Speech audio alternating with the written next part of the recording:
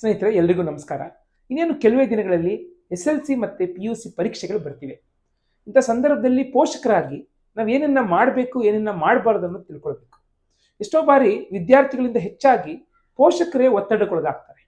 ಇದು ಸಹಜ ಕೂಡ. ಯಾಕೆಂದ್ರೆ ನಮಗೆ ನಮ್ಮ ಮಕ್ಕಳ ಬಗ್ಗೆ ಕಾಳಜಿ ಇದೆ, ಪ್ರೀತಿ ಇದೆ. ನಮ್ಮ ಮಕ್ಕಳು ಒಳ್ಳೆ ಅಂಕಗಳು ತೆಗೆದು ಅವರ ಭವಿಷ್ಯ ಉಜ್ವಲ ಆಗಲಿ ಅನ್ನೋದು ಬಯಸೋದು ಸಹಜ. ಆದರೆ ಈ ಒಂದು ಪ್ರೀತಿನೇ, ಈ ಒಂದು ಕಾಳಜಿನೇ ನಿಮ್ಮ ಮಕ್ಕಳ ಮೇಲೆ ಒತ್ತಡ ಆಗಿ ಆಗಬಾರ್ದು.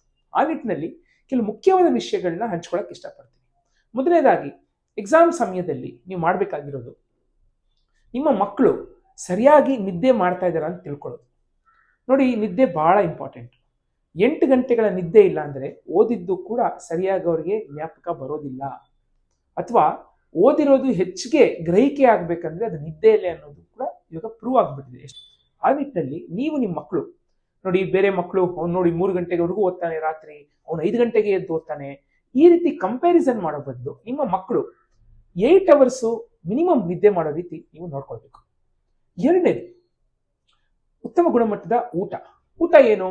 ಅದು ಪರೀಕ್ಷೆ ಸಮಯದಲ್ಲಿ ಹೆಚ್ಚಿಗೆ ಫೋಕಸ್ ಇರಬೇಕಾಗುತ್ತೆ ಮಕ್ಕಳಿಗೆ, ಅವರಿಗೆ ಗ್ರಹಿಕೆ ಜಾಸ್ತಿ ಆಗ್ಬೇಕಾಗತ್ತೆ. ಅಲ್ಲಿ ಆದಷ್ಟು ಜಂಕ್ ಫುಡ್ಗಳೇನು ಹೇಳ್ತೀವಿ, ಅಥವಾ ಫಾಸ್ಟ್ ಫುಡ್ಗಳಂತ ಏನು ಕರಿತೀವಿ, ಅಥವಾ ಒನ್ಲಿ ಆಯಿಲಿ ಅಥವಾ ಕಾರ್ಬ್ ರಿಚ್ ಫುಡ್ ಏನ್ ಹೇಳ್ತೀವಿ, ಇದನ್ನ ಅವಾಯ್ಡ್ ಮಾಡಿ ಆದಷ್ಟು ಮನೆ ಊಟ, ಅದರಲ್ಲೂ ಪ್ರೋಟೀನ್ ರಿಚ್ ಫುಡ್ ಏನಿದೆ ಇಂಥದನ್ನ ಕೊಡೋದ್ರಿಂದ ಅವರಿಗೆ ಅವರ ಗ್ಲೂಕೋಸು ಮತ್ತೆ ಶುಗರ್ ಸ್ಪೈಕ್ಸ್ ಗಳ ಹೆಚ್ಚಾದಷ್ಟು ಫೋಕಸ್ ಕಡಿಮೆ ಆಗುತ್ತೆ. ಇದು ಕೂಡ ರಿಸರ್ಚ್ ಪ್ರೂವನ್.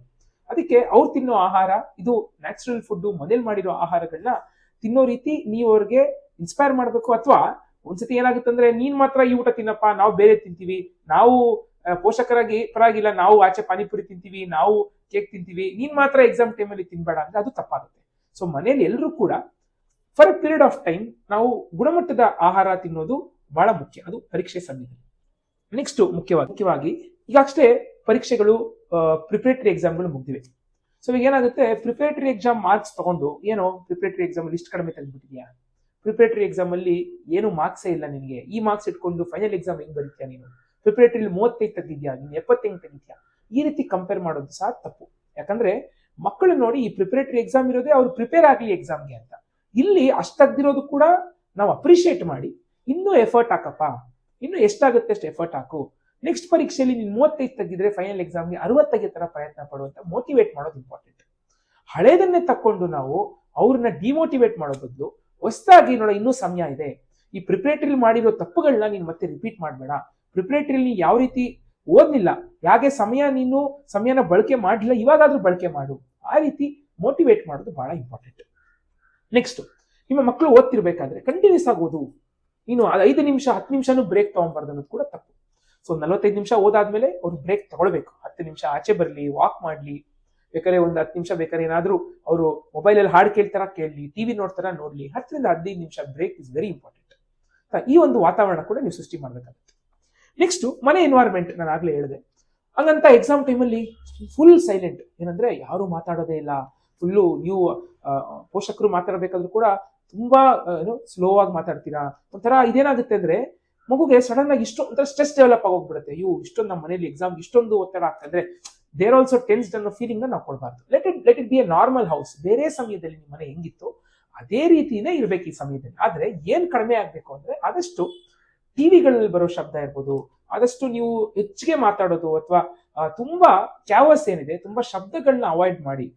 ಇವಾಗ ನಿಮ್ ಮಗುಗ್ ಮಾತ್ರ ನೀವು ಓದಿ, ನೀನ್ ಟಿವಿ ನೋಡ್ಬೇಡ, ನೀನ್ ಮೊಬೈಲ್ ನೋಡ್ಬೇಡ, ನೀವು ಮಾತ್ರ ಆಚೆ ಕೂತ್ಕೊಂಡು ಟಿವಿ ಮೊಬೈಲ್ಗಳಲ್ಲಿ ಇನ್ವಾಲ್ವ್ ಆಗೋದು ಕೂಡ ತಪ್ಪು.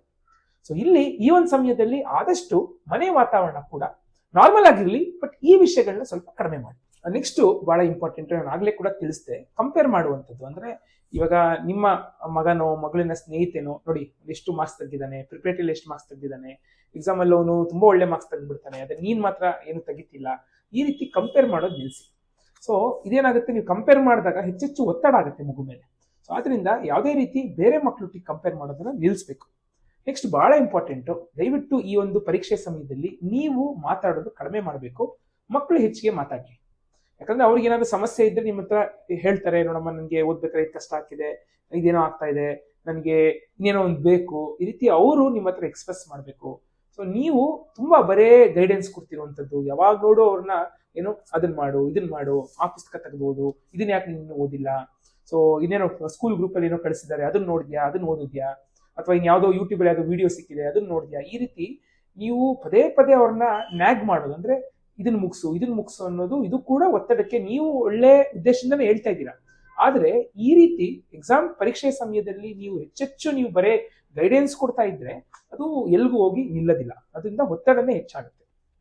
ಕೊನೆಯದಾಗಿ ನಾನು ಹೇಳಕ್ ಇಷ್ಟಪಡೋದು, ಮಗು ಯಾವಾಗ ನಾನು ನಮ್ಮ ಮನೆಯಲ್ಲಿ ಸೇಫ್ ಅನ್ನೋ ಫೀಲ್ ಮಾಡುತ್ತೆ, ನನ್ಗೆ ಒತ್ತಡ ಇಲ್ಲ ಅನ್ನೋ ಫೀಲ್ ಮಾಡುತ್ತೆ, ನೆಕ್ಸ್ಟ್ ರೆಸ್ಟ್ ಆಗಿದೆ ಮಗುಗೆ, ಆಮೇಲೆ ನಾನು ಸ್ವಲ್ಪ ಅಂಕ ಕಡಿಮೆ ತೆಗೆದ್ರೂ ನನ್ನ ಮನೆಯಲ್ಲಿ ಸಮಸ್ಯೆ ಇಲ್ಲ, ತುಂಬಾ ಅದ್ರ ಬಗ್ಗೆ ಅವರು ಎಳಿಯಲ್ಲ, ಅದನ್ನೇ ಇಟ್ಕೊಂಡು ನನ್ನ ಭವಿಷ್ಯನ ಅಳಿಯಲ್ಲ ಅನ್ನೋ ಫೀಲ್ ಯಾವಾಗ ಬರುತ್ತೆ ಮಗುಗೆ, ಅರ್ಥ ಆಗ್ತಿದೆಯಲ್ಲ? ಮಗು ಸೇಫ್ ಆಗಿ ಫೀಲ್ ಆಗ್ಬೇಕು, ನನ್ನ ಬಗ್ಗೆ ನಂಬಿಕೆ ಇದೆ ಪೋಷಕರಿಗೆ ಅಂತ ಅವ್ರಿಗೆ ಮಗುಗೆ ಅನ್ಸ್ಬೇಕು.